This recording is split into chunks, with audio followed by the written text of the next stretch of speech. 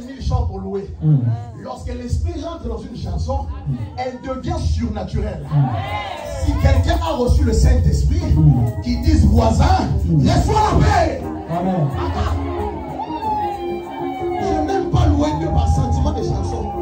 J'aime que l'esprit prenne le contrôle. Lorsque l'esprit prend le contrôle de mes chants, elles deviennent plus des louanges normales.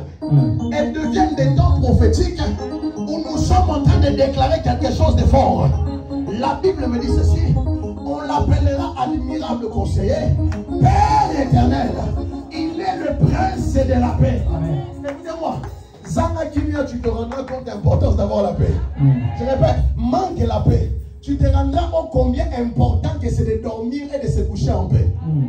La Bible me dit qu'on l'appelle le prince de la paix.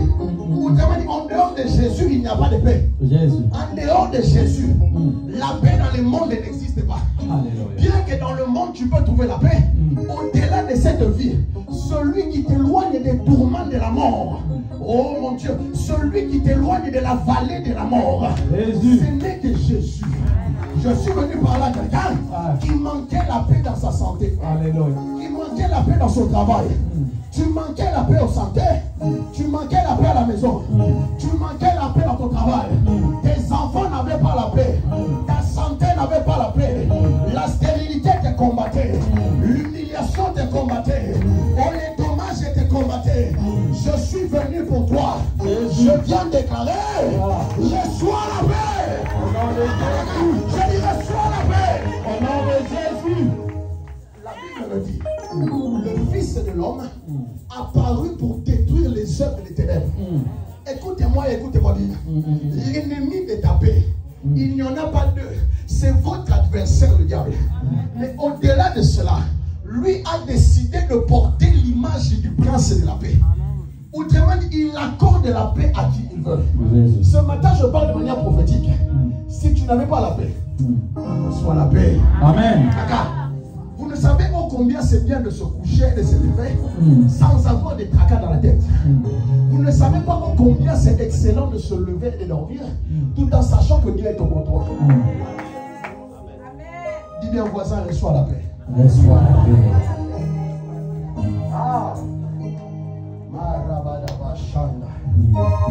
Je suis venu te communiquer la paix ce matin. Là où tu n'avais pas la paix, que la paix soit avec vous. Je répète, que la paix soit avec vous. Au nom de Jésus. Est-ce que tu peux lever la main là où tu es?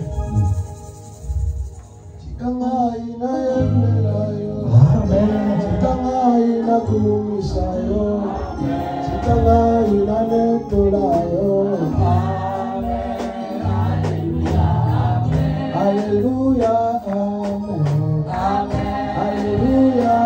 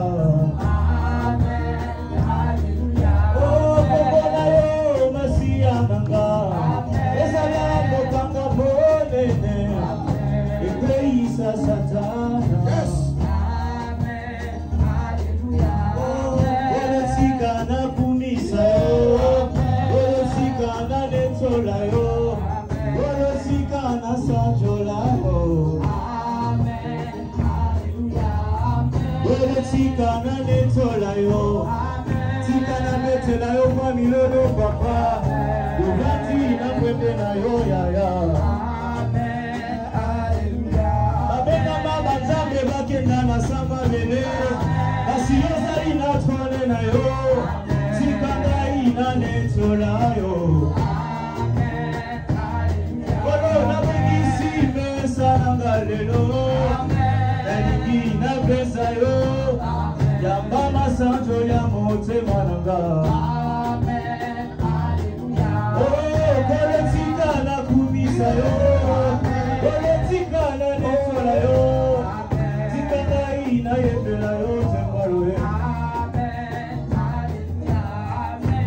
Tika na kumisa yo, tika na ina binele yo, na binela mokonzi nanga papa.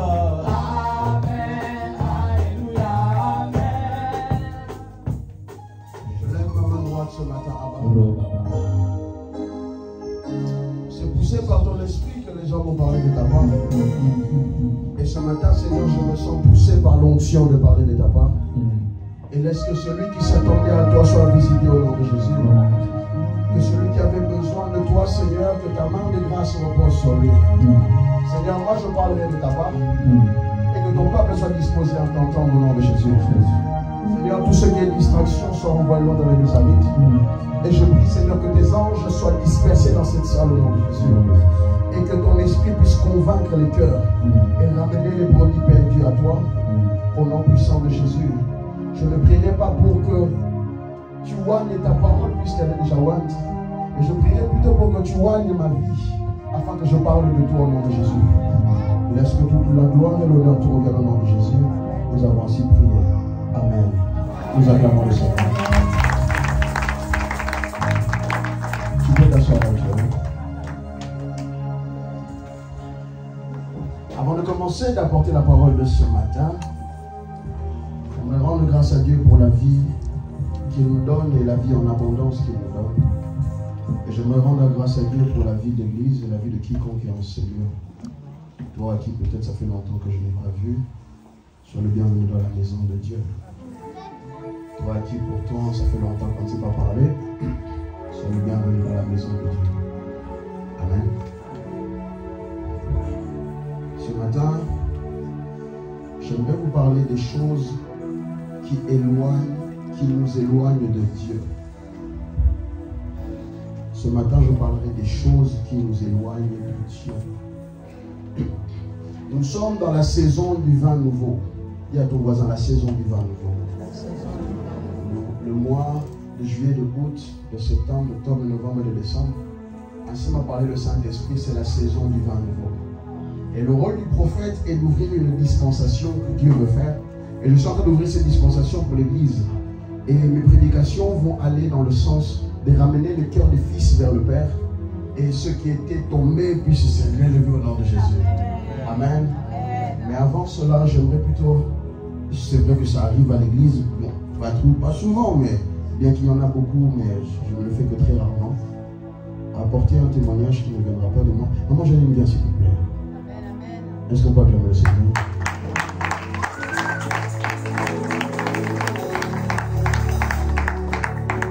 Et après cela, est-ce qu'on peut lui donner un micro aussi?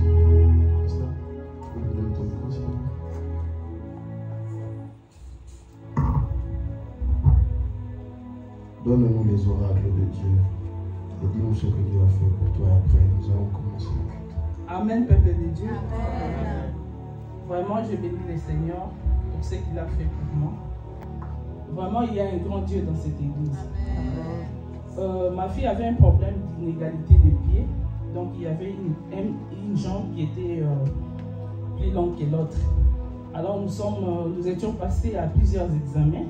Et les médecins n'arrivaient pas à trouver une conclusion précise parce que normalement l'intervention devrait se faire à la fin de la croissance de l'enfant. Mais après ils ont remarqué que l'enfant grandissait un peu plus vite que son âge. Alors je soumettais toujours ces problèmes au pasteur et on priait pour ça. Le pasteur me disait toujours que maman Janine, moi j'ai fait des tels miracles, j'ai fait des miracles là.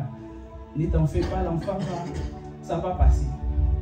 Et après, ils ont trouvé qu'ils devraient maintenant régresser la jambe qui était plus longue pour stopper la croissance. Et au fil du temps, quand ça pouvait se corriger avec l'autre, là, ils devaient maintenant enlever les cadres qu'ils avaient mis à l'intérieur. Alors, avant l'opération, j'avais demandé au pasteur de prier pour l'enfant. Il a prié. Parce que c'est une opération, c'est une intervention un peu dangereuse. Les médecins nous avaient expliqué que s'ils interviennent, l'enfant peut faire pratiquement 2 mois sans s'élever parce qu'il doit passer par plusieurs rééducations, machin. Et l'enfant avait prié avec le pasteur le dimanche passé. Quand nous sommes rentrés à la maison, moi je n'étais même pas là, j'étais au service. Elle m'a dit que maman, tu sais que le pasteur m'a dit que l'opération sera annulée. Donc il n'y a pas d'opération pour moi. J'ai dit oui. Ah bon, d'accord, allons-y. Nous sommes arrivés le jeudi, l'hôpital m'appelle, mais madame, on n'a pas vu la signature du papa, on va annuler l'opération. J'ai dit bon, on va voir parce que son papa n'est pas sur place, alors je ne peux pas aussi l'atteindre à ce moment, le joindre à ce moment. Oh non, on va annuler. Et nous sommes restés, j'ai dit bon, l'enfant peut-être que je dis maman, tu vois, je te disais quoi, on va annuler. Ça c'est le pasteur m'avait dit, moi je crois, tu vois. Et nous sommes arrivés jusqu'au... non, c'était le mardi qu'on devait opérer. Nous sommes arrivés jusqu'au matin. L'hôpital m'appelle pour me dire que voilà, nous avons réussi à atteindre les papas. Il nous a fait un mail, on va opérer l'enfant. On arrive à l'hôpital, l'enfant ne faisait que dire qu'elle est déjà guérie, il n'y a pas opération. On l'a amené à la salle d'opération. Elle demande au médecin, mais qu'est-ce que vous voulez faire? Parce que moi, les pasteurs avaient déjà dit que mes pieds sont déjà corrigés. Et après, ils lui ont dit, voilà, on va t'opérer, et c'est de suite. Elle est entrée dans la salle d'opération, elle est sortie. On l'a ramenée dans la chambre. Nous sommes restés. Le soir, le pasteur et comment le médecin est passé, il m'a dit, madame, en tout cas, on doit chercher une chaise roulante et puis il a des béquilles pour l'enfant parce que c'est une opération grave. En tout cas, ça fera, ça prendra du temps. Elle était déjà arrivée. Quand le médecin est parti, il ne comprend rien. Maman, je te dis qu'il ne comprend rien. Moi, l'opération, même s'ils ont fait, c'est annulé pour moi. Je dis d'accord. On arrive le matin, le médecin vient encore. Et il a demandé de soulever la jambe. L'enfant soulevait la jambe. Puis la jambe, elle a plié. Je dis bon, ah bon? Tu plies la jambe? Je dis oui. Tu as mal? Je dis non, j'ai pas mal. Ok, ça va, mais il faut d'abord rester. On va appeler le kinésithérapeute, comme ça il viendra te montrer comment marcher avec les béquilles. Et tout à l'heure, je vais faire l'ordonnance pour la chaise roulante. Je dis ok. Les kinésithérapeutes arrivent. Il demande à l'enfant de se lever et poser les pieds. L'enfant se lève, il pose calmement les pieds. Il dit, mais qu'est-ce que je vois là? Tu n'as pas mal? Non. Bon, allons-y. Essaie un peu de faire les pas. Ils ont commencé. L'enfant lui dit que madame, je peux marcher seule. Comme c'était une dame. Je peux marcher seule. Il dit non, marcher seule. Ok, donne-moi les béquilles. L'enfant donne les béquilles, marche et l'enfant marche normalement comme si rien n'était.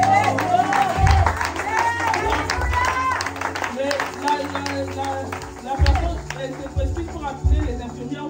Venez voir ce que je vois ici, mais c'est spécial, je n'ai jamais vu ça. Le fait dit non, mais là on doit dire au médecin, en tout cas il doit changer d'avis. Elle doit rentrer à la maison, mais elle marche, mais essaie un peu. C'est quoi ça? L'enfant a commencé à marcher normalement. Et l'enfant m'a dit, maman, toi tu ne crois pas, moi je croyais. J'avais dit que l'opération était annulée. En tout cas, vraiment, je bénis le Seigneur. Gardons la foi en Dieu. Il y a un Dieu vivant qui écoute nos prières. Est-ce qu'on peut acclamer plus fort que ça pour Jésus? Est-ce que quelqu'un peut dire avec moi gloire à Dieu? Quelqu'un dit avec moi gloire au Seigneur? Non, plus fort que ça, gloire au Seigneur. Que la même chose tombe sur toi, gloire au Seigneur. Gloire au Seigneur. Que le même miracle te localise, gloire à Dieu. Gloire au Seigneur. Quelqu'un dit avec moi gloire au Seigneur. Gloire au Seigneur. Thomas, tu sais, le plus fou dans cette histoire, lorsqu'elle m'a appelé pour me dire que, pasteur, l'enfant va se faire opérer, je lui ai dit simplement dire. Elle m'avait appelé samedi, je crois vendredi. J'ai dit, maman, laisse-moi aller prier, je te dirai ce que Dieu m'a dit. Et ramène quand même l'enfant dimanche à l'église. Et j'ai pris l'enfant et je l'ai emmené dans mon bureau. Il y avait Christine qui était là. Alors effectivement, elle avait une jambe plus courte que l'autre. Et dans mon intention, j'avais l'intention de faire pousser la jambe. Ça paraît comme fou, mais pousser des jambes, c'est des choses que j'ai pu faire dans ma vie. Alors, j'ai mis les pieds de l'enfant sur les deux chaises où elle était assise. Et quand j'ai commencé à prier, la jambe la plus longue a commencé à grandir au lieu de la plus petite. Et Christivie était témoin, elle était là, elle était dans mon bureau. Je dis, Christivie, viens voir, il y a un problème. Je prie, mais la jambe la plus longue est en train de pousser et pas la plus petite. Je lui ai simplement dit, écoute, les médecins vont être étonnés. Et c'est la phrase où sa propre mère n'a pas arrêté de dire, pasteur, les médecins ont véritablement été étonnés de ce que Dieu est capable de faire. Je lui ai dit, Seigneur, pour ma part, je ne voulais pas que l'adoration ait lieu. Mais toutefois, je prie au nom de Jésus que les médecins soient étonnés de ce que tu vas faire. Alors, elle m'enverra un audio lorsque j'étais en train, j'ai fini de prier, je crois. Elle me dit, pasteur, maman, j'allais lui dire, pasteur, je ne comprends pas. Ce genre d'opération, normalement, c'est beaucoup de temps de rééducation et ma fille est en train de marcher. Elle marche comme si l'opération n'avait jamais eu lieu. De la même manière que je l'avais dit que l'opération n'aura pas lieu, que les médecins vont être étonnés, les médecins ont été étonnés. Et je prie le Dieu de grâce. Je crois que ces choses ont été prophétisées il y a 3 semaines de cela. Que des choses bizarres vont commencer à arriver. Si bientôt on dit que ton pasteur est magicien, en tout cas, il faut attendre à ça. Tu vas dire bientôt que ton pasteur est magicien. En tout cas, je suis plus qu'un magicien. Puisque ce que nous avons reçu est au-delà de la magie. J'ai prié dans mon ministère, même pour la même personne, quelque chose a disparu. Qui se rappelle de ce témoignage-là? On avait prié, quelque chose a disparu. Une grosse boule a disparu du corps d'une personne. J'ai vu dans mon ministère des gens pousser. J'ai vu des mains pousser. J'ai vu des aveugles voir. J'ai vu des paralytiques marcher. Quelque chose où je ne dois encore ne me raconte pas au nom de Jésus. Lève-toi et marche. Ces choses sont encore possibles. Et je lève ma main droite ce matin. Que pendant que le Seigneur est en train de dispenser la parole de Dieu, qu'un miracle te localise au nom de Jésus. Je dis qu'un miracle te visite au nom de Jésus. De la même manière que les mauvaises nouvelles vont vite, que celles-ci prennent les mêmes vitesses et que toute la ville sache que Jésus-Christ est Seigneur. Amen. Et que Jésus-Christ fait des miracles. Amen. Amen. Si nous avons la facilité de répandre des bonnes nouvelles, des mauvaises nouvelles, pourquoi pas en faire de même pour les bonnes que Dieu fait? Alors j'aimerais partager la parole de Dieu avec vous ce matin. Les choses qui nous éloignent de Dieu. Les choses qui nous éloignent de Dieu.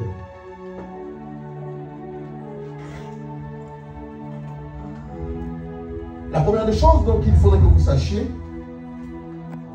est que la Bible est un livre d'images et de symboles. La Bible est un livre d'images et de symboles, de paraboles, de chiffres, de nombres, voire même d'animaux. Ceux qui n'ont pas de Bible, veulent simplement balancer vos mains, mes protocoles sont en train de distribuer les Bibles. Je parlerai même encore, je dirais que la Bible possède un langage prophétique. Il y a beaucoup de personnes qui utilisent le terme Dieu s'est éloigné de moi, tout en ne comprenant pas réellement qu'est-ce que ça veut dire quand Dieu s'éloigne de nous. Alors, il y a certains termes que nous utilisons même dans la parole de Dieu, que si vous les définissiez au sens propre, contextuellement parlant et spirituellement parlant, cela n'aurait pas de sens. Le psaume 23 dira ceci: il me fait reposer dans le vert pâturage. Dieu ne te prend pas physiquement pour t'amener dans une vallée. C'est une image. Il y a ton voisin, c'est une image. La Bible dira encore plus loin, et l'apôtre Paul a été le maître en parlant de ça. Dieu ayant instauré la circoncision physique, l'apôtre Paul viendra parler de la circoncision du cœur. Ce n'est pas une image où on prend un couteau, on vient couper ton cœur, non. C'est une image qui veut dire quelque chose, une métaphore. Les Saintes Écritures sont bourrées de métaphores et d'images. Et dans ce sens-là, lorsque nous parlons, je vais te dire que c'est impossible. Est-ce que je parle bien? Lorsque tu entendras un homme dire que Dieu l'a quitté, dis-lui c'est pas possible. Oh mon Dieu. Lorsque quelqu'un dira non, je crois que regardez cet homme de Dieu, Dieu l'a abandonné, ce n'est pas possible. La Bible dit dans le psaume chapitre 139, même si je monte dans les cieux et que je descendrai dans les séjours de mort, tu es quand même là. Et même si je prends les ailes de l'aurore et que je vais vers les extrémités de la mer, ta main me conduit. Oh mon Dieu. Éphésiens chapitre 1, le verset 23 va plus loin. Il dira que Christ est la tête de l'Église et l'Église est le corps du Christ, dont on retrouve la plénitude de Dieu dans l'Église qui remplit tout l'univers. Autrement dit, la présence de Dieu est dans tout l'univers. Ah, Éphésiens chapitre 1, le verset 13 dira ceci: la nouvelle naissance a fait en sorte que nous soyons scellés par le Saint-Esprit. Autrement dit, que nous soyons marqués d'un sceau qu'on ne peut pas enlever. Autrement dit, que personne ne te dise que Dieu m'a abandonné. Parce que Dieu n'abandonne personne. La présence de Dieu est à l'image de l'air que nous respirons. Elle est omniprésente. Autrement dit, c'est simplement de la méchanceté et un mauvais cœur que de dire à quelqu'un que Dieu t'a abandonné. Je parle de bien. Et je connais beaucoup d'hommes de Dieu qui ont une idée comme ça. Dieu là, non. Dieu dit voilà, Dieu n'abandonne personne. Non, non, non. Toi-même, dis-toi toi-même, Dieu ne m'abandonnera pas. Ce n'est pas possible que Dieu t'abandonne. Le maître de l'univers qui remplit tout en tout ne peut pas abandonner sa créature.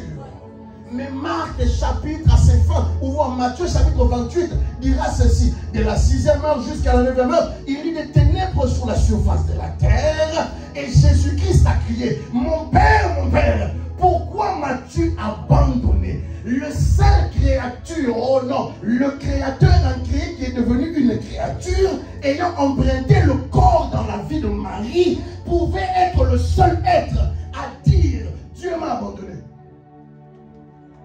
Tu n'as pas entendu. Son abandon de la croix a fait qu'il devienne Emmanuel pour toi. Ah, tu n'as pas entendu, je répète, l'abandon de la croix a fait qu'il devienne Emmanuel. Dieu parmi nous. Ah, Ésaïe chapitre 53 dira ceci: il sera abandonné de tous. Homme de douleur, nous l'avons même insulté, rejeté de Dieu. Mais la Bible dit ceci: c'est pour nos péchés qu'il a porté toutes ces choses-là et qu'il s'est retrouvé abandonné de tous. Matthieu chapitre 26 dira ceci: que les disciples même l'ont abandonné au moment de la croix. Autrement dit, la véritable abandon allait demander à Jésus qu'est-ce que ça veut dire. Il n'y a que lui, et lui seul, qui aurait pu dire: mon Père, pourquoi m'as-tu abandonné? Il était le seul dont, à cause du péché, Dieu avait décidé de le laisser. Aïe, c'est ça qu'on appelle la bonne nouvelle, mon Dieu. Je répète, à cause de ton péché, lui a été obligé de se retrouver seul à la croix. Ah, si quelqu'un te dit maintenant que Dieu m'a abandonné, Dieu n'abandonne personne. Je répète, Dieu ne te laisse personne. Ah, Matthieu chapitre 28 dira ceci: voici, je suis avec vous jusqu'à la fin du monde.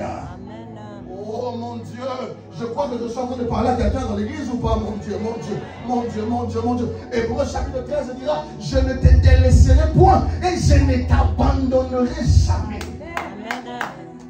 Ah, lorsque nous parlons que quelqu'un a abandonné Dieu, ce n'est pas dans le sens où vous pensez. Parce que je suis en train de vous prouver que la présence de Dieu remplit tout en tout. C'est comme l'oxygène. Même si vous l'enlevez d'un endroit, il est quand même là. Je suis venu parler à quelqu'un qui me dira: pasteur, parfois je me sens abandonné. Dieu ne t'abandonne pas jamais. Amen. Sa présence sera avec toi tous les jours. Amen. Et même lorsque tu traverseras les vallées de l'ombre de la mort. Amen. Et même lorsque tu passeras par des saisons difficiles. Amen. Et même lorsque ton père et ta mère te laisseront. Et même lorsque tes parents t'abandonneront. Même lorsque tes amis te tourneront le dos. Même si ton pasteur te dit que je ne veux plus de toi. Même si ton patron te dit qu'aujourd'hui le travail est fini. Amen. Même si tes collègues te laissent de côté. Je viens t'annoncer une bonne nouvelle.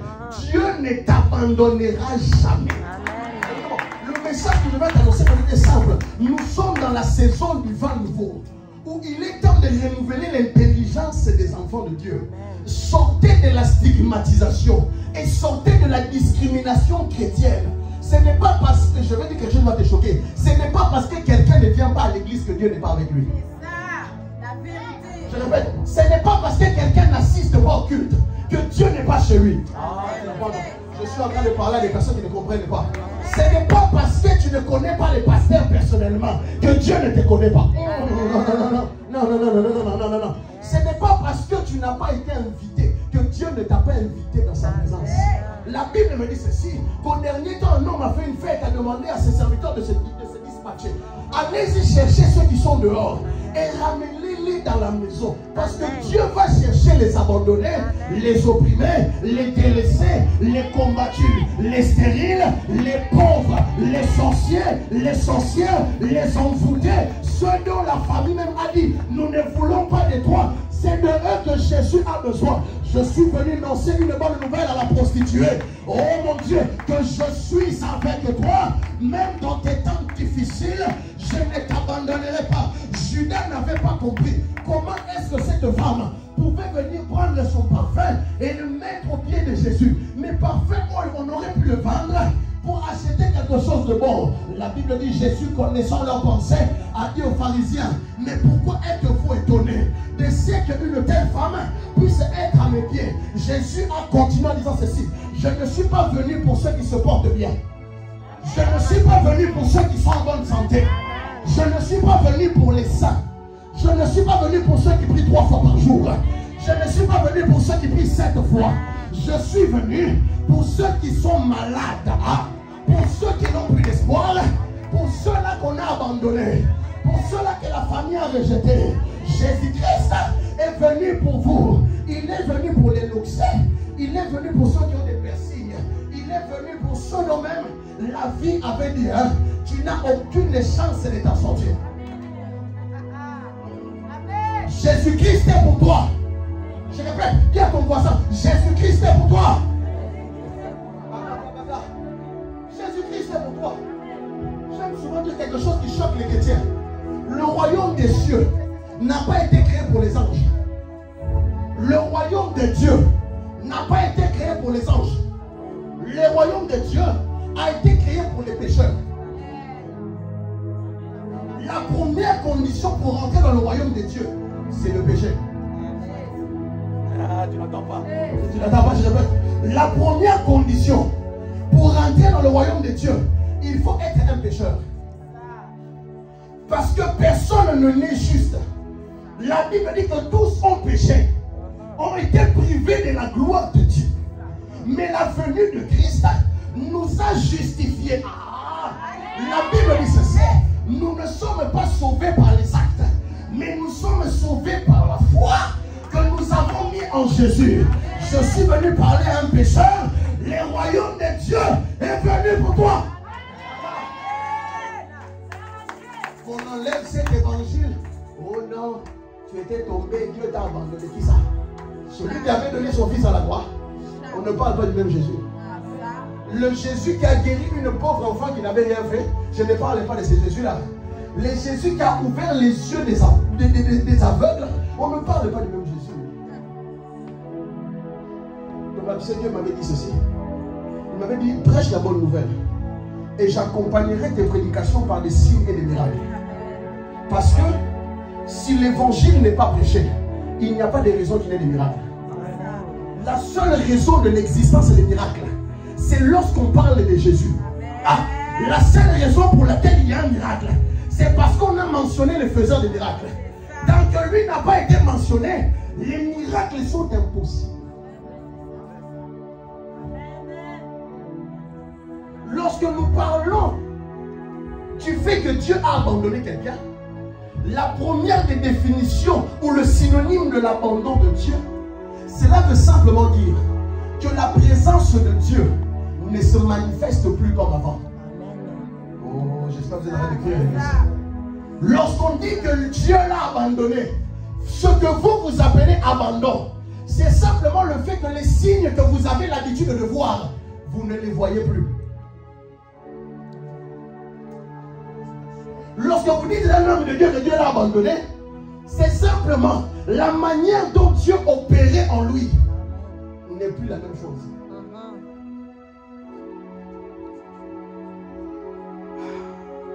La Bible dit dans le livre de 1 Samuel, lorsque l'arche a été volée, la femme de Phinéas, puisqu'elle était restée pendant que son mari était parti récupérer l'arche, la Bible dit que lorsque l'enfant avait senti la douleur qui était rentrée dans le cœur de la mère, du fait que le père était mort, la Bible dit que lorsque l'enfant est né, elle a décidé d'appeler l'enfant Ichabod. Ichabod veut dire la gloire est partie. Mais c'était une mauvaise définition. Parce que le Dieu d'Israël avait promis à Abraham qu'il sera toujours avec eux. Lorsque Dieu marche avec un homme, il lui donne toujours la confiance de marcher avec des signes. Voilà pourquoi la présence de Dieu devait se manifester comme la colonne de feu, comme la colonne de nuée, comme la présence de l'arche, comme la présence des anges. Pourquoi? Parce que Dieu aime toujours rassurer sa créature en lui montrant des signes qu'il est avec eux. Je suis venu te dire, ta vie est un témoignage suffisant qui montre que Dieu est avec toi. Amen. Tu n'as pas besoin de grandes choses. Il y a ce que vous appelez Dieu. Non, Dieu ne t'a pas abandonné. Il te donne au contraire des signes tangibles de sa présence. Amen. La Bible dit ceci. Lorsque l'arche a été volée par les Philistins dans 1 Samuel chapitre 6, la Bible dit ceci. Elle est allée chez Éléazar. Éléazar l'a gardée pendant 20 ans. Oh mon Dieu. Pendant 20 ans, la présence de l'arche a habité chez un sacrificateur. La Bible dit que dans 2 Samuel chapitre 6, lorsque David a voulu reprendre l'arche, il est parti avec toute sa troupe pour tenter de reprendre la présence de Dieu et de ramener au milieu du peuple. La Bible dit ceci, un homme du nom de Uza avait tenté de toucher l'arche parce qu'elle tombait. La Bible dit qu'il fut frappé sur l'instant. L'arche est partie chez Obed-Edom et l'arche est restée pendant 6 mois et 3 mois. Et pendant ces 3 mois, la Bible dit ceci, que Dieu l'avait béni, que Dieu lui avait ouvert les portes, que Dieu avait béni sa famille à cause de la présence manifeste de Dieu. Lorsque la présence de Dieu devient manifeste, tout ce que tu touches réussit. Lorsque la présence de Dieu est manifeste, tu n'as pas besoin de dire que Dieu est avec moi. La Bible dit que là où Joseph s'est rendu chez Potiphar, Potiphar s'est rendu compte que la présence de ce jeune homme dans ma maison fait en sorte que tout ce qu'il fait lui réussit.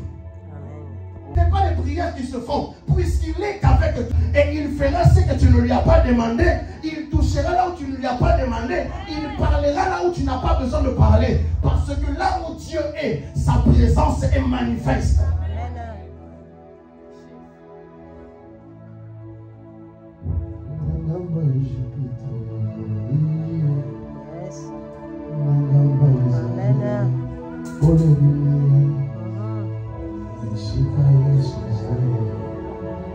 Là où Dieu se trouve, des signes sont tangibles. La Bible dit ceci, parmi tous les rois d'Israël, il n'y a que Saoul et les rois du nord qui n'ont pas bénéficié de la présence de l'arche en Israël. Pourquoi? Lorsque la présence de Dieu n'est pas manifeste, Saoul va s'improviser sacrificateur là où il n'est pas et Dieu va l'abandonner. Or, l'abandon de Dieu était synonyme de ne plus combattre ses batailles. Lorsque Dieu est avec vous, il combat vos batailles. La Bible dit à chaque fois que David voulait aller se battre, il portait les faunes ou il allait consulter les sacrificateurs pour savoir, mais est-ce que là où on va y aller, allons-nous être victorieux ou allons-nous perdre? Si Dieu est avec vous, vos batailles sont déjà rassurées. Amen. Saoul n'avait pas la présence de Dieu. Saoul, Dieu était au milieu du peuple. Mais la présence de Dieu ne se manifestait plus. Ne dites pas à Saoul que Dieu t'a abandonné, non. Dites-lui, Saoul, la présence de Dieu est toujours là. Amen. Mais ses manifestations ne sont plus visibles. De t'espérer, il cherche la présence de Dieu, mais il ne la trouve plus. La Bible dit qu'il s'est rendu chez cette femme pour aller entendre la voix de Samuel. Écoutez-moi, lorsque Dieu ne se manifeste pas physiquement, il envoie toujours un représentant qui devient sa bouche. Lorsque la présence de Dieu n'est pas manifeste, Dieu trouve toujours quelqu'un à qui il place ses paroles dans sa bouche afin qu'il devienne l'image présente, afin qu'il devienne le Dieu avec nous. Puisque l'ange était plus là, Saoul a décidé d'aller voir ce qui évoque le mort. Samuel, la Bible dit ceci, pendant que cette femme était en train d'évoquer Samuel, la Bible dit que cette femme s'est réalisée que je vois un homme qui monte de l'Est. Il a l'apparence d'un vieillard. Saoul, pourquoi m'as-tu trompé? Parce que le roi avait interdit à ce qu'on évoque les morts. Là où Dieu n'est plus là, on brise même les lois et les principes qu'on s'était donnés. Je répète ça. Là où Dieu n'est plus manifeste, là où tu craignais Dieu parce que tu te dis que je ne sens pas Dieu, tu vas commencer à pécher parce que tu ne le sens plus. Mais pourtant, Dieu est là. Tu n'as pas trompé. Je répète, quand l'homme ne sent plus Dieu, il s'est dit, puisque Dieu n'est plus avec moi, je vais aller pécher. Or, il ne sait pas que la présence de Dieu ne se sent pas. Le juste vivra. Non, je n'ai pas entendu. Et le juste vivra.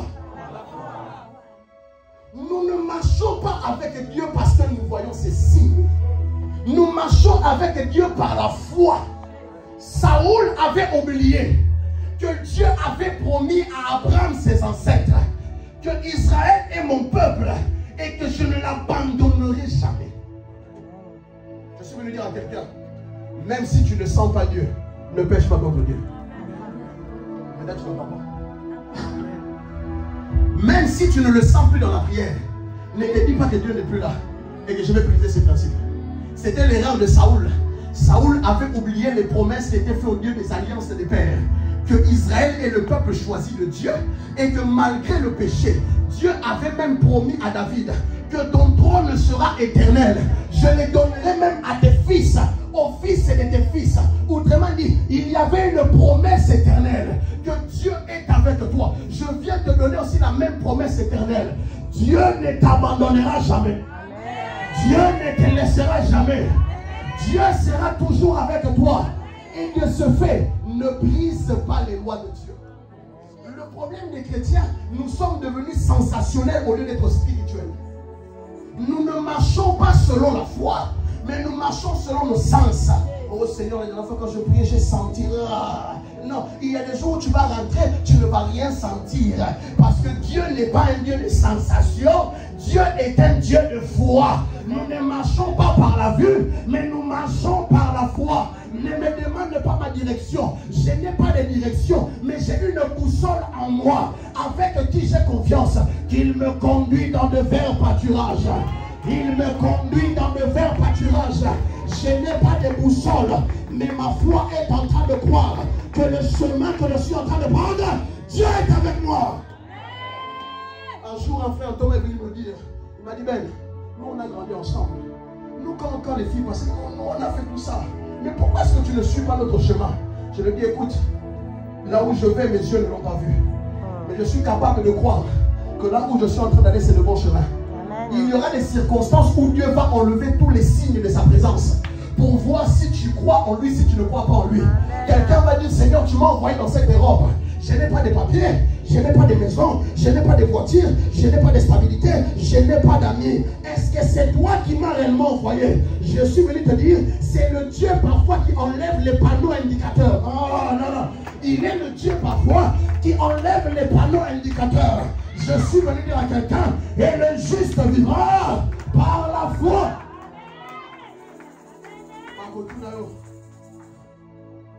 Où est ton Dieu? Où est ton Dieu? Réponds-leur que mon Dieu vit au ciel et des cieux et qu'il est assis sur son trône de grâce. La Bible dit ceci: au jour du déluge, l'Éternel Dieu était assis sur son trône. La Bible dit dans Actes des Apôtres, lorsque Étienne était en train de se lapider, on le lapidait et on le jetait des pierres. La Bible dit que les yeux d'Étienne s'ouvrirent. Il vit l'Éternel, il vit le Fils debout à la droite du Père. Il y a des circonstances où il sera assis et d'autres circonstances où il se lèvera. Mais il ne se lèvera à condition que tu aies la foi. Il y a de ces circonstances voisines. Zala na bondima. Amen. Aie la foi. Dis le voisin, aie la foi. Aie la foi. Oh. Quelqu'un va te dire, oh non, Dieu l'a abandonné. Quel Dieu tu es en train de parler? Mon Dieu ne m'abandonne pas. Mon Dieu ne me laissera pas. Mon Dieu, oh, ne me laissera pas. Mon Dieu ne m'abandonnera pas. Laissez-les parler. Laissez-les prendre des décisions. Nous sommes dans la saison du vin nouveau. Je suis en train de prendre tes vieilles connaissances et de les remplacer par un vin nouveau. Pour te dire que quand tu vas quitter l'église et commencer la semaine, tape ta poitrine. Amen. Dieu est avec toi. Je veux que quand tu commenceras ta semaine, commence la semaine par la foi, en tapant la poitrine. Dieu est avec. C'est la saison du vent nouveau. Vous ne verrez jamais la manifestation de Dieu tant que vous n'avez pas la foi. Tu sais, Dodo, ces derniers temps, depuis que je marche avec Dieu, c'est quelques mois où je sens ma vie changer. Je suis en train de marcher avec un Dieu que mes yeux ne voient pas, mais que ma foi est suffisamment capable de croire. La Bible dit qu'il fera au-delà de ce que nous espérons, de ce que nous pensons et de ce que nous imaginons. Je veux que cette saison que nous allons rentrer marche par la foi. Malheureusement, on nous a amené un évangile, et je ne cesserai jamais de le combattre dans cette église. Ce n'est pas un évangile de méritocratie. Nous ne sommes pas sauvés ni exaucés parce que nous avons fait. La Bible dit que puisque lui nous a aimés les premiers, l'amour que Dieu nous a donné, notre amour est simplement la réponse à ce que lui a commencé pour nous. Nous ne faisons pas l'effort d'aller vers Dieu. C'est lui qui est venu en premier vers nous. Nous ne faisons pas l'effort de prier. C'est lui qui nous a garanti l'exaucement de la prière. Nous ne faisons pas l'effort de gêner parce qu'il est devenu le sacrifice ultime. Vous aimez que je vous parle de vos sorciers, de vos sorcières. Et quand je vous donne l'évangile tel qu'elle est, elle devient compliquée à comprendre. Et pourtant elle est simple. Ma Bible me dit, puisque Saoul avait perdu l'arche, la Bible me dit que tous les batailles qu'il avait fait n'étaient que défaites. En Roi chapitre 12, la Bible dit, lorsque le schisme s'est créé, le royaume du nord et du sud se sont créés. Les rois du nord d'Israël n'ont jamais bénéficié de la présence de l'arche. Voilà pourquoi des rois comme Jéroboam, les Akab, étaient les rois du nord, au travers desquels la présence de Dieu n'a jamais été manifeste chez eux. Je suis venu dire à quelqu'un qui me dira, pasteur, je ne sens plus la présence de Dieu. Je te dirai deux choses. Premièrement, répands-toi. Lorsque tu auras fini de te repentir, reviens vers Dieu. Parce qu'il ne t'abandonnera pas. La seule manière de revenir vers Dieu et d'avoir cette sensation que tu veux sentir, c'est simplement au voie de la repentance. Si vous enlevez la repentance de l'équation de Dieu, il n'y a pas de relation entre Dieu et l'homme. Est-ce que je parle avec Dieu? Je vous ai dit premièrement, lorsque nous disons que Dieu nous a abandonnés, cela se manifeste par là. Cela se représente comme étant la manifestation limitée de Dieu, non pas l'absence totale de Dieu, mais que sa main ne bouge plus comme auparavant. Alors, j'aimerais vous donner une deuxième chose. Quelle est la seconde chose qui fasse que nous ayons l'impression que Dieu nous a abandonnés? La première des choses, et l'unique chose dont je vais développer en deux temps, c'est l'insensibilité aux choses de l'esprit. Dieu peut être présent dans un endroit, mais nous devenons insensibles à Dieu. Je répète, là ce n'est plus que Dieu ne bouge pas, c'est que Dieu est en train de bouger, mais nous ne sentons plus et nous devenons insensibles à la direction de Dieu. Est-ce que quelqu'un me comprend? Est-ce que quelqu'un me comprend? Alors j'aimerais donner deux choses qui créent en nous l'insensibilité. Le fait de ne plus sentir. Autrement dit, malgré que Dieu est là, tu n'as pas péché, mais tu n'es plus sensible. Et Dieu m'a donné deux choses pour lesquelles j'ai été troublé pendant que je priais. Dieu me parlait de ça. La première des choses qui nous rend insensibles à la présence de Dieu, ce sont les inquiétudes. Si tu es en train d'écrire, écris-moi ça. Les inquiétudes. Les inquiétudes englobent les émotions, l'aspect émotionnel et mental. Parce que nous sommes en train d'anticiper un danger, une difficulté, alors nous commençons à développer des inquiétudes. Les inquiétudes peuvent être des émotions, l'anxiété, le stress, la panique. Nous connaissons des personnes où dès qu'ils commencent à stresser, ils commencent à s'inquiéter d'une chose, ils s'oublient lui-même. D'autres même maigrissent, ils oublient même de manger. Écoutez-moi, le but premier des inquiétudes, c'est de vous rendre insensible à Dieu. L'inquiétude vous donne d'être focalisé sur une chose et oublier tout ce qu'il y a autour. Et c'est une stratégie que le diable a longtemps utilisée sur les chrétiens mais qu'ils n'ont jamais compris. Voilà pourquoi lorsque vous lisez la Bible me dira quelque chose que j'aime beaucoup dans Philippiens chapitre 4 verset 6. Ah non, non, non, non, non, non. La Bible dit ceci, ne vous inquiétez de rien. Ne vous inquiétez. Oh non, non. Ne vous inquiétez. Ne vous inquiétez. Lorsque vous développez les inquiétudes, vous devenez insensible à la présence de Dieu. Vous devenez insensible aux choses de Dieu. La Bible dit ne vous inquiétez de rien, mais en toutes choses, faites connaître vos besoins. Amen. Ah, l'un des signes qui montre qu'un chrétien ne prie pas, ce sont les inquiétudes. L'un des signes que tu vas voir que Mouto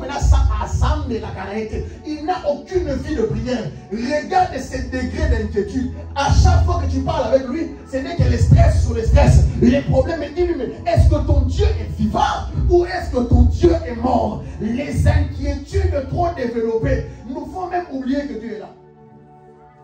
Et c'est l'une des stratégies que le diable a utilisées dans cette génération. Vous pensez que j'allais vous dire les démons? Ce ne sont pas les démons. Lorsque le diable et les circonstances deviennent une inquiétude pour vous, vous oubliez même l'heure de la prière. Oh, vous oubliez même qu'il fallait qu'on aille à l'église dimanche. Oh non, pasteur, je ne viendrai pas à l'église parce que mes collègues n'ont pas de problème de venir. Ah! Pasteur, j'ai beaucoup trop de problèmes, c'est pour ça que je ne viens pas à l'église. Pasteur, j'ai beaucoup trop de problèmes, c'est pour ça que je ne prie pas dans ma maison même. Le diable sait, plus votre mental est occupé à une chose, vous oublierez tout ce qui est autour de vous. Et ce que je dis, c'est Dieu qui me l'a dit pendant que je priais. Que mon peuple sorte des inquiétudes. Parce que les inquiétudes vous rendent insensibles à lui. Demande à ton voisin, qu'est-ce qui t'inquiète? Qu'est-ce qui t'inquiète? Qu'est-ce qui t'inquiète? Hein? Papa Miguel, qu'est-ce qui t'inquiète? Dis-moi. Quelles sont les choses qui vous inquiètent? Comment dire ça? Qu'est-ce qui t'inquiète? Hein? Ne t'inquiète de rien. Je répète encore, ne t'inquiète de rien. Je répète encore, ne t'inquiète de rien. Amen. Dieu m'avait dit ceci, et je vais le dire comme le Seigneur me l'avait dit. Les inquiétudes sont des parasites silencieuses qui dévorent votre énergie spirituelle. Et plus les inquiétudes augmentent, et plus vous devenez concentré sur celles-ci, et vous oubliez Dieu. De par conséquence, les inquiétudes vous rendent insensibles à Dieu. Et voilà pourquoi quelqu'un qui dit que je ne sens plus Dieu va lier ça directement à Dieu m'a abandonné. Non, Dieu ne t'a pas abandonné. C'est simplement que tu as remplacé sa priorité par une autre chose. Qui rend en sorte que tu as l'impression que Dieu t'a laissé. Dieu ne t'a pas abandonné. Et voici la deuxième chose que Dieu m'a dit. Et je vais le dire comme Dieu me l'a dit. Le seul moment où vous pouvez vous inquiéter, c'est dans ma présence. Et je vais vous expliquer pourquoi. Le seul moment où nous pouvons avoir de l'inquiétude, c'est où ça? Le seul moment où nous pouvons avoir des inquiétudes, c'est où ça? La Bible dit ceci. Ne vous inquiétez de rien, mais en toute chose, faites connaître vos besoins à qui? À Dieu. Autrement dit, au moment où nous devons être inquiets et manifester l'inquiétude, c'est dans la présence de Dieu. Je te pose la question, à qui est-ce que tu montres tes inquiétudes? Qu'est-ce que t'inquiète, maman? À qui est-ce que tu montres que ça ne va pas? Lorsque nous sommes inquiets, amenons ça dans la présence de Dieu. Amen. La Bible dit ceci. Oh mon Dieu, Luc chapitre 22, la Bible parlant de Jésus, lorsqu'il était à Gethsémane, l'inquiétude qu'il avait, c'était d'éviter la croix, de telle sorte qu'il a dit au Père, Père, si cette coupe pouvait s'éloigner de moi. Mais bizarrement, quand tu regardes le type Jésus, quand il vivait parmi les hommes, il faisait des miracles, comme s'il n'a jamais eu de problème. Mais les seuls moments où tu voyais qu'il avait des problèmes, c'est lorsqu'il venait chez Dieu. Ah, montre à tes voisins que tu n'as pas de problème, mon Dieu. Montre à ton père et ta mère que tu n'as pas de problème. Montre à tes frères et à tes soeurs que tout va. Yeah. Quelqu'un n'est pas en train de me comprendre. Écoutez-moi, la Bible dit, et Jésus en parle, personne ne par ses inquiétudes a pu ajouter même une coudée, un iota à sa vie. Pourquoi? Parce que les inquiétudes, nous les remettons aux pieds de Jésus. Venez à moi, vous tous qui êtes fatigués et chargés. Ce n'est pas une métaphore, c'est une manière de dire, quand ça ne va pas, souris dehors, mais à l'intérieur, va pleurer chez Dieu. Beaucoup sont devenus des spécialistes parce que ça ne va pas. Maman, ça ne va pas. Beaucoup me disent, pasteur, ça ne va pas. Mais c'est que moi je vais faire. Écoutez-moi, la personne chez qui tu fuis de parler, mais c'est chez lui que je vais aller parler. Tu viens me voir, pasteur, prie. Donc toi, tu ne peux pas prier à Dieu. Tu viens me voir, la personne que tu fuis, c'est de lui que tu as besoin. La chose qui vous rend insensible à Dieu, les inquiétudes. Dis à ton voisin, ne t'inquiète pas. Mon Dieu, mais tu es un Dieu. Mais pourquoi est-ce que vous vous inquiétez? Les inquiétudes vous éloignent de Dieu plus que vous ne l'imaginez. Lorsque les inquiétudes deviennent chroniques, la première des choses que ça tue, c'est la vie de prière. Pasteur, j'ai eu trop de problèmes. Pasteur, j'ai pas pu venir en culte. Moi, je t'invite au lieu de la solution. Toi, tu me dis que je ne peux pas venir au culte. C'est pas grave. C'est pas grave. Les inquiétudes de Jésus étaient tellement fortes. Luc chapitre 22 dit ceci. Il a prié à un niveau de loin où sa sueur était devenue quoi? Du sang. Lorsque tu vas faire des recherches, tu te rends compte que Jésus était malade. La maladie dont Jésus avait émis ce jour-là, ça s'appelle l'hématidrose. C'est l'état de sueur de sang.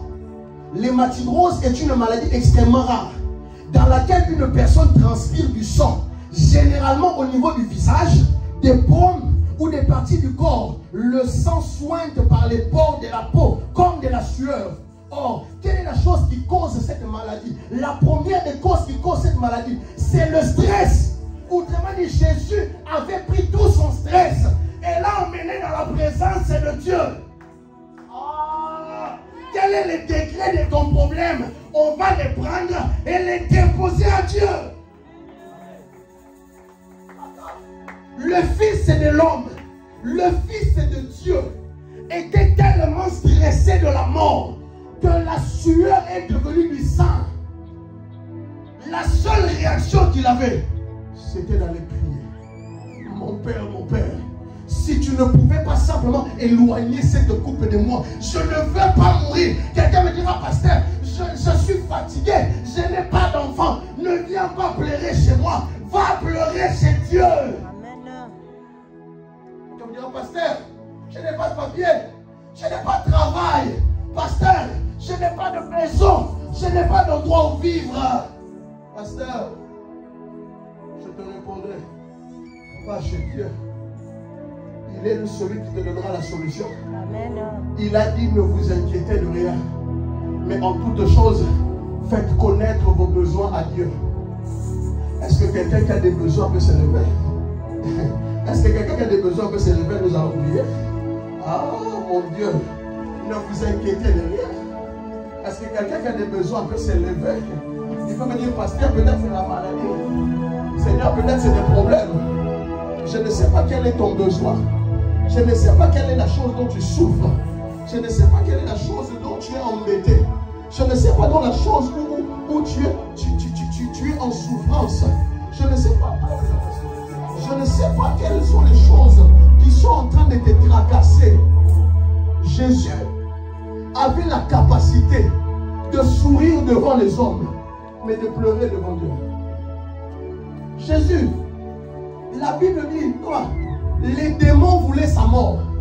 Les pharisiens voulaient le tuer. Les souverains sacrificateurs voulaient le tuer. Toi, simplement un simple mauvais rêve, tu ne veux plus devenir à l'église.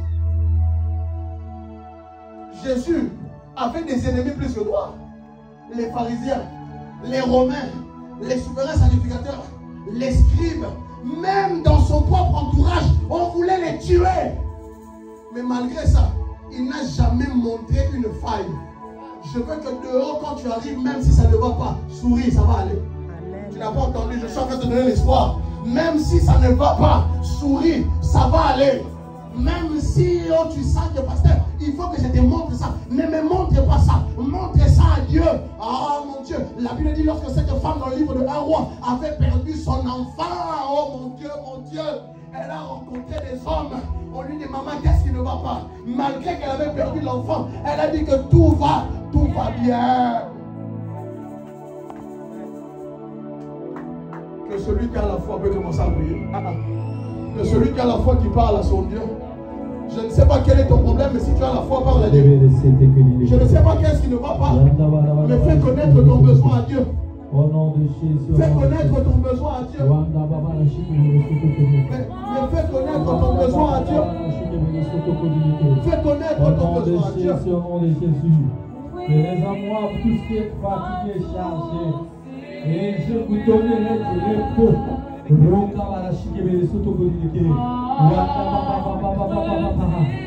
Mon Père éternel, oh Dieu, versez sur toi tous nos soucis, Seigneur, tous nos inquiétudes, oh Dieu, tous nos plaies, Seigneur éternel. Parle à Dieu. Parle à Dieu. Parle à Dieu.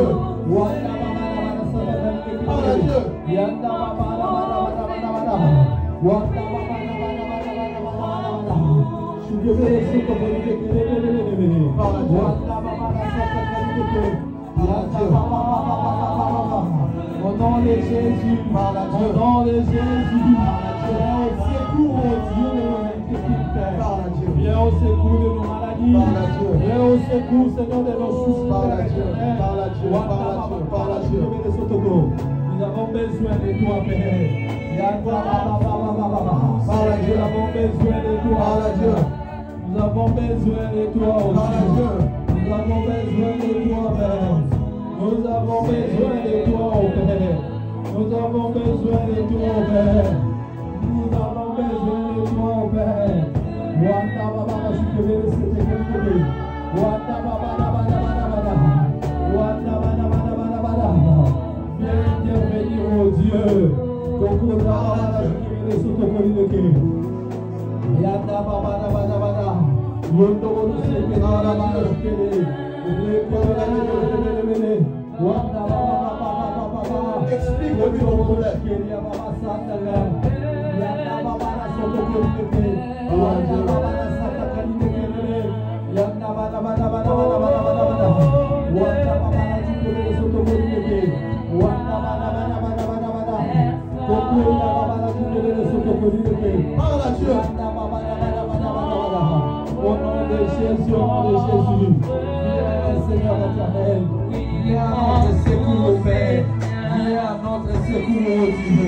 Viens à notre secours, oh Dieu. Viens à notre secours, oh Père. Au nom de Jésus.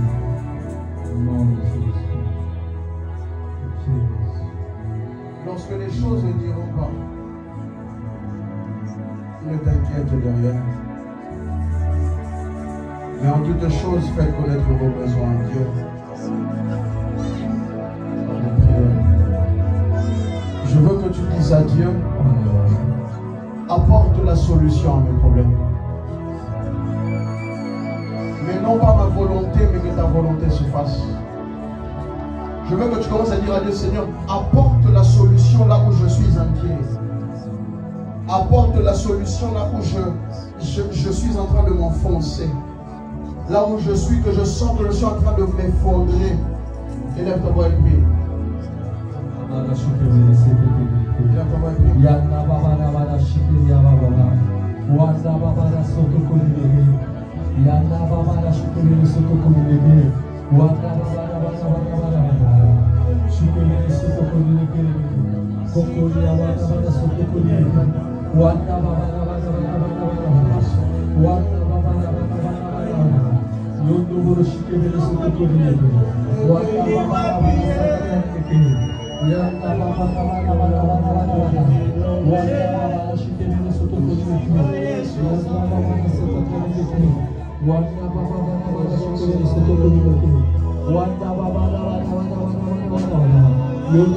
Au nom de Jésus, au nom de Jésus.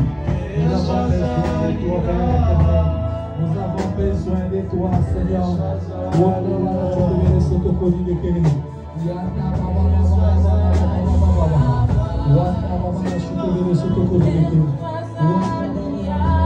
La solution est le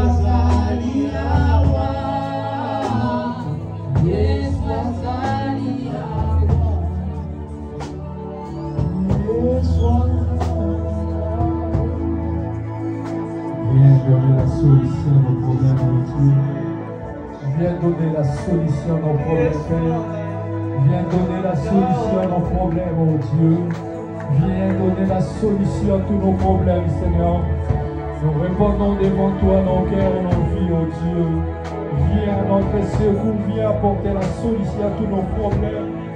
Seigneur, Père. Viens sauver, Seigneur. Viens sauver, Père éternel. Loka sekeria babosa.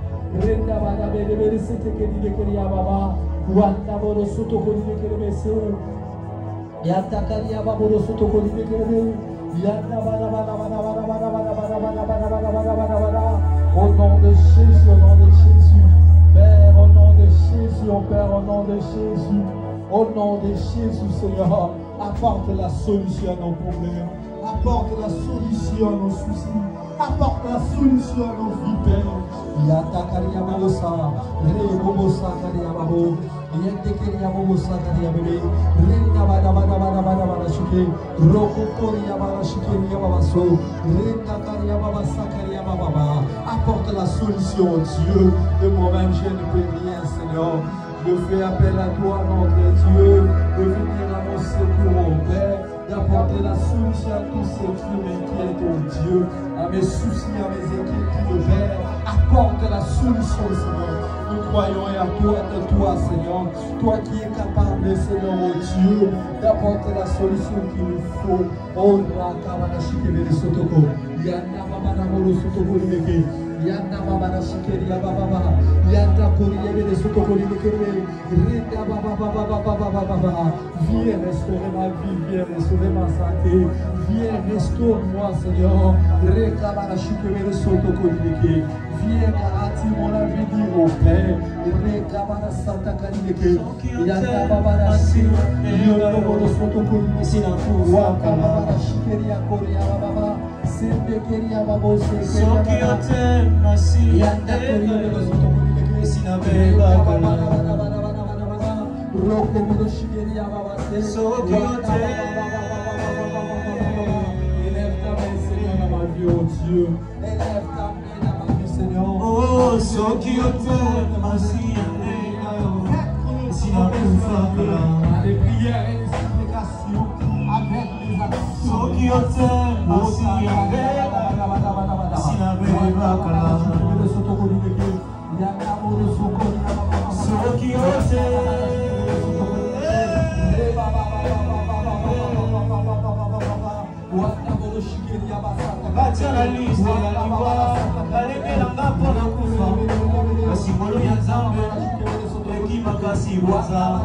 Héritier du malheur par le sang, avec les bacons innocents.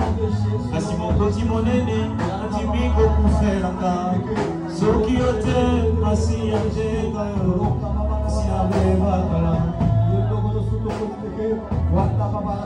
Ceux qui étaient assis à Jégayo, si la Bakala.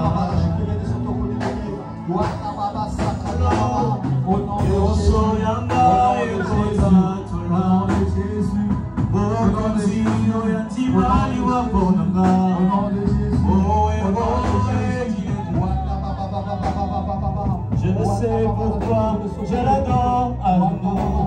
Oh, il est beau, il y a mon témoin. Aïe, face à Cantero. Ceux qui étaient assis à Jérusalem, si à Koufakala. Ceux qui étaient assis à Jérusalem, si à Koufakala. Au nom de Jésus, au nom de Jésus, au nom de Jésus, au nom de Jésus, au nom de Jésus, au nom de Jésus, Seigneur éternel, lève ta main dans ma vie. Oh Père, viens au secours de mes inquiétudes, oh Père. Viens au secours de la vie du Père.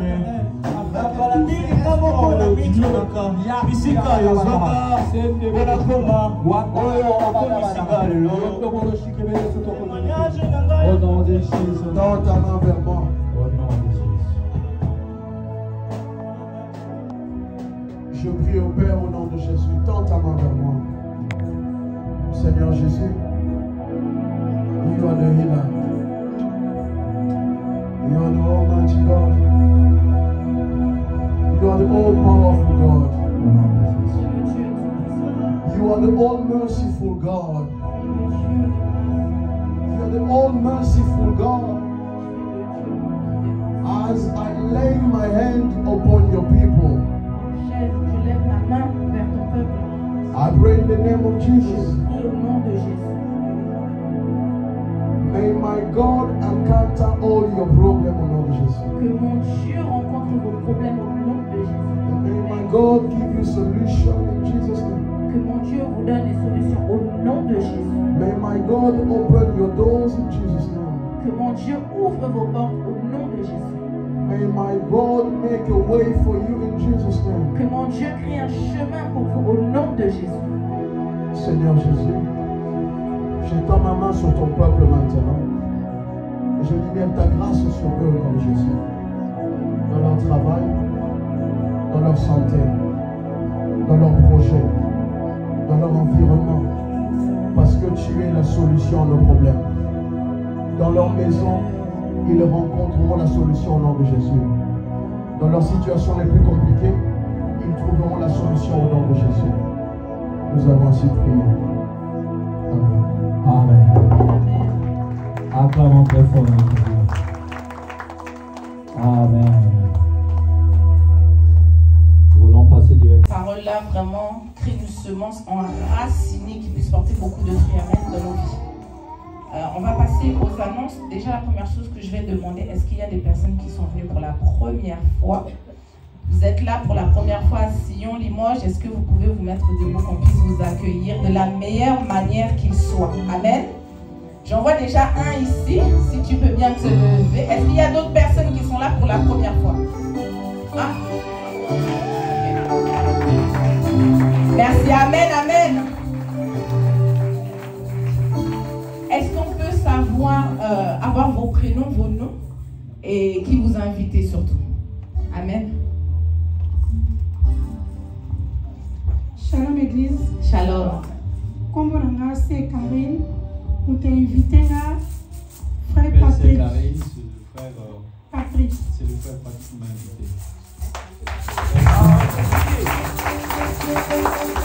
Amen, amen. Shalom. Laurette.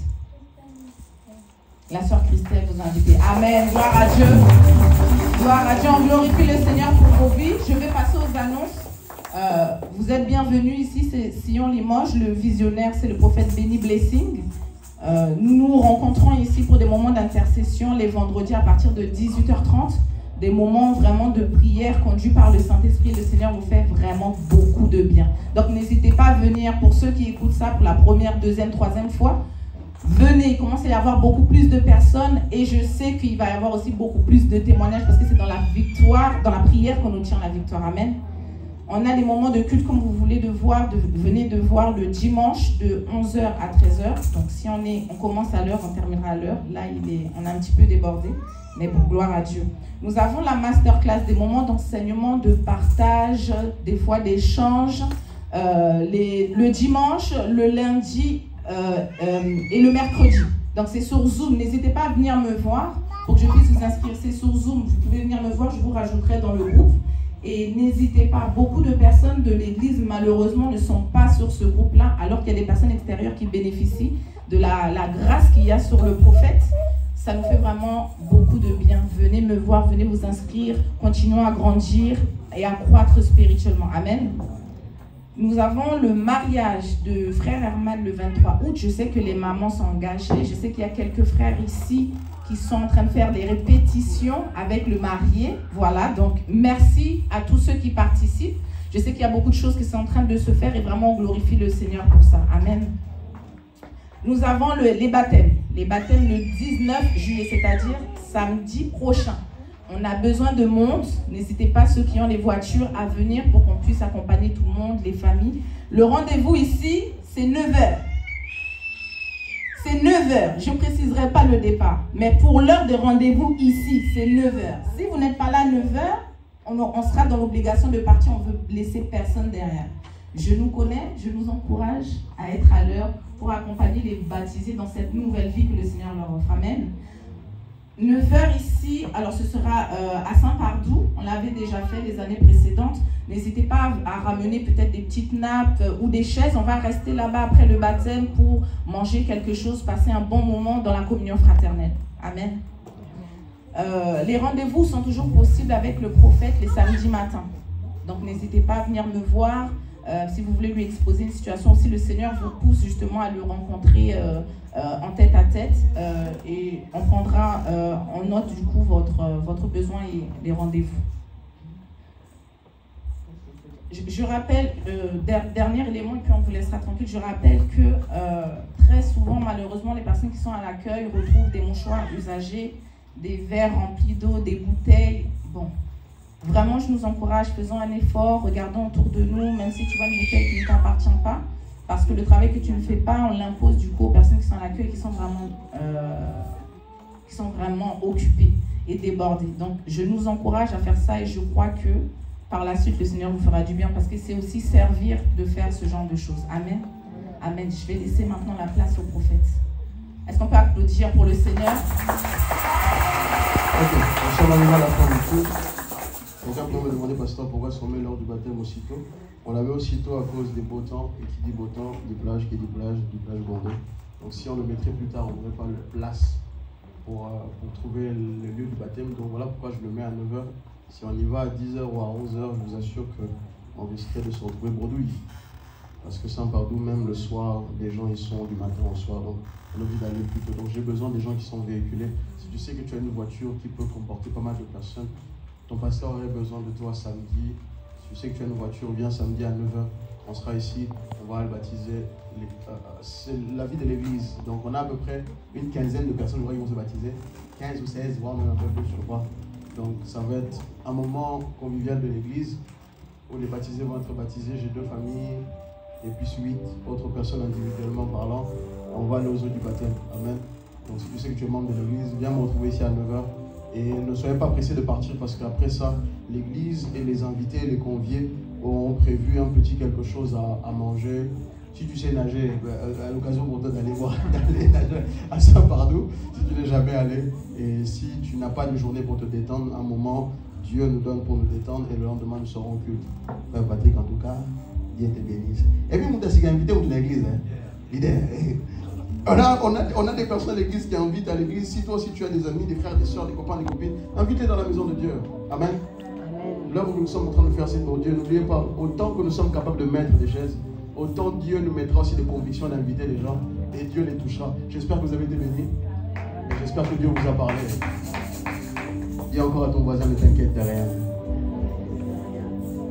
Axel, ne t'inquiète de rien. C'est ce que Dieu me disait tout à l'heure, ne t'inquiète de rien. En toute chose, fais connaître tes besoins à Dieu. Dernière chose, j'aimerais présenter, j'ai écrit un livre que j'apporterai à l'église, je crois, la semaine prochaine. Tenir ferme en temps de faiblesse spirituelle. Et c'est le premier livre du pasteur, j'en aurai encore d'autres que j'écrirai, que j'amènerai pour distribuer à l'église. Pour ma part, ça sera un cadeau de la part du pasteur, où je viendrai distribuer à l'église une 20aine d'exemplaires. C'est mon tout premier livre que j'ai écrit. Tenir ferme en temps de faiblesse spirituelle. Que celui qui est faible, il vienne prendre les livres. La semaine prochaine, je crois, je rapporterai les petits bouquettes et puis je les distribuerai à l'église. Amen. Nous sommes arrivés à la fin du culte, le vent, nous allons prier. Abba Père, n'est-ce pas que toutes choses te sont possibles? La vie que tu nous donnes, Seigneur, tu nous l'as donnée en abondance. Autrement dit, tu n'as rien gardé pour toi et tu nous as donné ta vie, Seigneur. Seigneur Jésus, c'est toi qui fais les miracles, n'est-ce pas?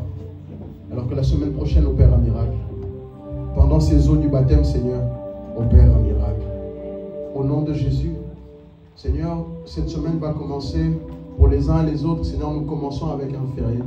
Seigneur, que ce jour soit un jour de repos pour ton peuple au nom de Jésus. Que ceux qui ont besoin de repos, Seigneur, accorde-leur du repos. Seigneur, alors de ce sens, que votre lundi soit béni. Que votre mardi soit béni. Que votre mercredi soit béni. Que votre jeudi soit béni. Que votre vendredi soit béni. Que votre samedi soit béni. Et que votre dimanche soit couvert de la gloire de Dieu. Que Dieu vous bénisse. Shalom chez vous.